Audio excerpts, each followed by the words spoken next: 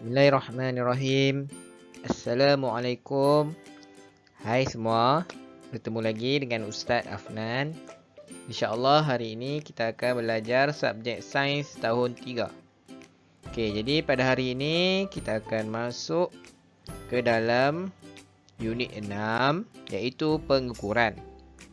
Pada hari ini kita akan mempelajari tajuk isi padu. Jadi kamu semua boleh rujuk buku teks pada muka surat 85 hingga 86. Okey, seterusnya kita masuk pula untuk objektif pembelajaran kita pada hari ini. Yang pertama untuk menyatakan definisi isi padu. Yang kedua untuk menyatakan unit piawai isi padu. Dan yang ketiga mengukur isi padu kotak lahang. Ustaz, apakah maksud isi padu? Jadi maksud isi padu di sini ialah besarnya sesuatu ruang yang dipenuhi oleh sesuatu pepejal, cecair atau gas. Okey, baik. Jadi untuk kamu lebih faham berkaitan dengan isi padu, di sini Ustaz membawakan satu contoh. Satu contoh di mana bakul A yang diisi buah apple. Jadi cuba kamu lihat apa perbezaan di antara bakul A dan juga bakul B dekat sini. Jadi jom kita lihat sama-sama. Jadi hasil pemerhatian daripada apa yang kita dapat lihat berdasarkan daripada bakul A dan juga bakul B ini ialah bakul A dapat mengisi lebih banyak buah apple kerana bakul A lebih besar. Oleh itu, isi padu bakul A lebih besar berbanding bakul B. Jadi itulah maksud beserta contoh isi padu.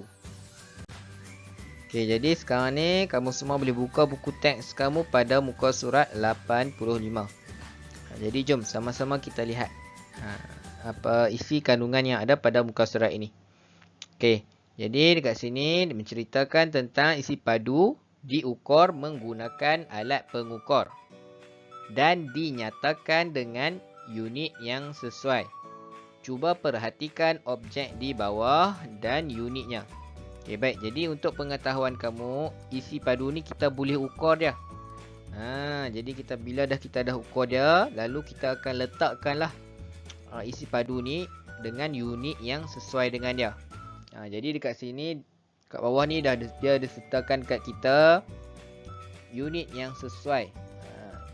Unit yang sesuai bagi gambar yang pertama ialah, jom sama-sama kita lihat. Isi padu susu kotak dinyatakan dalam unit mililiter atau ditulis ml. Dekat sini. Nampak tak? 200 mililiter. Jadi ingat, untuk isi padu susu kotak menggunakan unit apa? Unit mililiter. Okey, itu untuk gambar yang pertama. Jadi untuk gambar yang kedua, isi padu air botol dinyatakan dalam unit liter atau ditulis L. Jadi ingat, untuk botol pula kita menggunakan unit liter. Jadi ingatlah. Atau ditulis dengan sebagai L kat sini. Okey, seterusnya gambar yang ketiga, isi padu tangki air dinyatakan dalam unit meter padu atau ditulis M3 kecil. Jadi untuk tangki air pula isi padu dia kita nyatakan dalam unit meter padu. Jadi ingat. Jadi dekat sini ingatlah, untuk unit untuk isi padu mempunyai sebanyak 3, iaitu mililiter, liter dan juga meter padu. Baik, jadi seterusnya Ustaz nak uji minda kamu semua. Dekat sini Ustaz ada sediakan sebanyak 4 gambar. Gambar yang pertama jarum. Gambar yang kedua air kotak. Gambar yang ketiga jak air. Dan gambar yang keempat kolam air.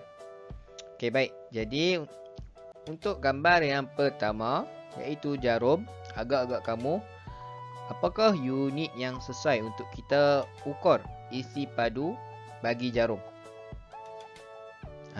Pandai. Kita menggunakan unit mililiter. Okey, seterusnya untuk air kotak, apakah unit yang sesuai untuk kita ukur isi padu bagi air kotak?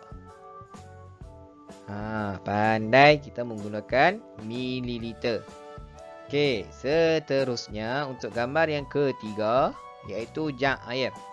Agak-agak kamu, apakah unit yang sesuai untuk kita mengukur isi padu jak air?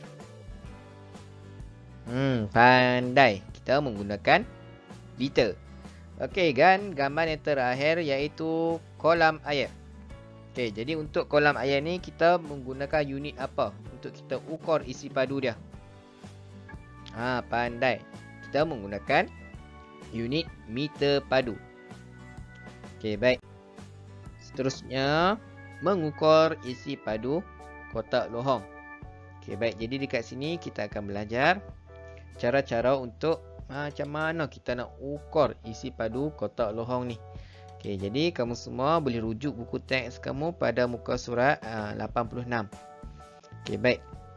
Jadi ustaz, apakah maksud kotak lohong, ustaz?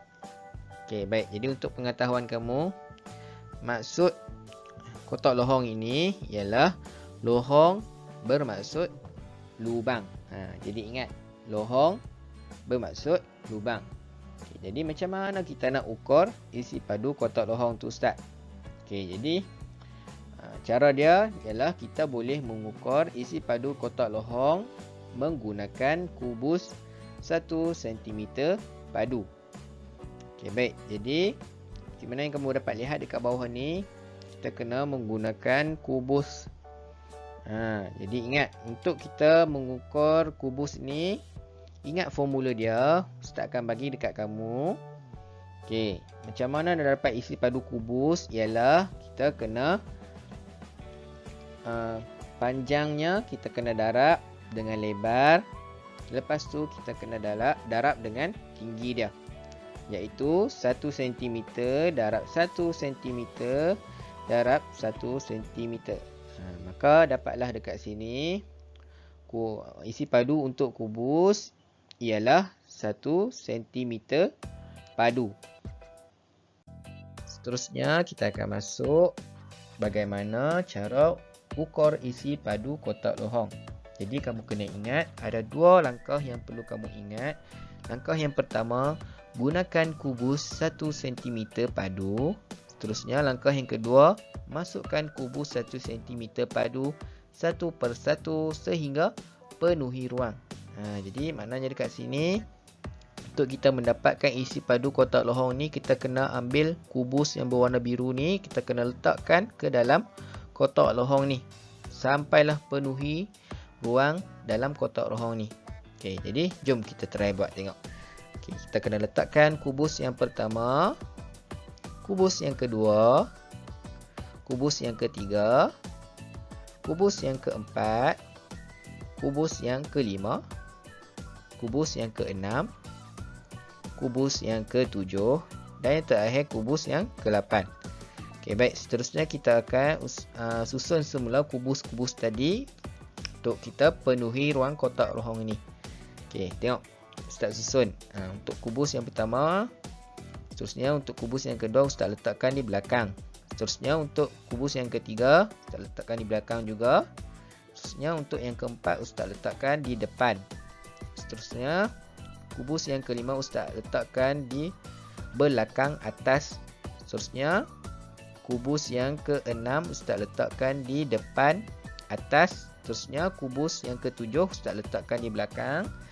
Dan yang terakhir, kubus yang ke-8, Ustaz letakkan di depan atas. Jadi kita dah selesai dah untuk penuhi ruang kotak lohong ni. Okey, jadi 8 kubus. Betul tak? Kita gunakan 8 kubus kan tadi. 8 kubus yang mempunyai isi padu 1 cm padu dapat memenuhi ruang kotak lohong. Jadi tengok, kita dah penuh dah ruang dia kan, betul tak? Jadi maknanya dekat sini isi padu kotak lohong bersamaan dengan 8 cm padu. Jadi senang je kan untuk kita mengukur isi padu kotak lohong. Jadi Ustaz harap apa yang Ustaz sampaikan dapat kamu faham dah. Jadi ini adalah bagaimana cara untuk mengukur isi padu kotak lohong. Akhir sekali, untuk tugasan pada hari ini, sila buat latihan dalam buku aktiviti pada muka surat 57 dan 58. Jadi bila kamu dah siapkan tugasan tersebut, boleh hantarkan kepada Ustaz. Jadi Ustaz harap apa yang Ustaz sampaikan pada hari ini dapat kamu faham dengan baik. Jadi Ustaz rasa sampai di sini saja pembelajaran kita pada hari ini. InsyaAllah jumpa lagi pada video akan datang. Bye. Assalamualaikum.